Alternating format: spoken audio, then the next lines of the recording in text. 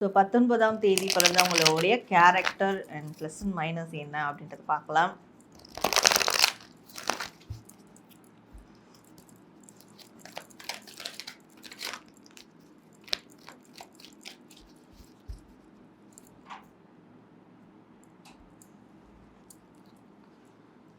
So இவங்களுடைய character எப்படி இருக்கும் அப்படின்னு பார்க்கும்போது, கெட்டதுலேயும் ஒரு நன்மை அப்படின்னு சொல்லுவோம், கெட்ட நேரத்துலேயும் ஒரு நல்ல நேரம், அதை வந்து பார்க்கக்கூடியவங்களாம் இருப்பாங்க.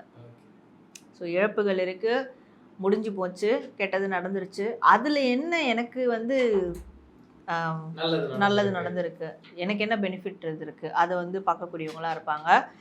ஸோ வாழ்க்கைனா இன்பம் துன்பம் இருக்கும், முடிவு கண்டிப்பாக இருக்கும். ஸோ முடிவுகளால் தோண்டு போயிடக்கூடாது, அதுக்கு அடுத்த புதிய விஷயத்தை உருவாக்கணும் அப்படின்னு நினைக்கிறவங்க, எண்டிங்ஸ் நியூ பிகினிங்ஸ், இதுக்கு இடைப்பட்டவங்களாம் இருப்பாங்க. இதுவும் இருக்குது அதுவும் இருக்குது, அப்போ ரெண்டுத்தையும் பேலன்ஸ் பண்ணி போகிறது தான் வாழ்க்கை. அப்படி இருக்கக்கூடியவங்களாக இருப்பாங்க.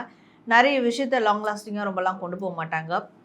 சாப்டர்ஸ் அங்கங்கே க்ளோஸ் ஆகும், ரயில் பயணங்கள் மாதிரி க்ளோஸ் ஆகும், அண்டு புதிய பயணங்கள் தொடங்கிட்டே இருக்கும். இப்படியா இருக்கும் அவங்களோட கேரக்டர், எப்படி இருக்கும்.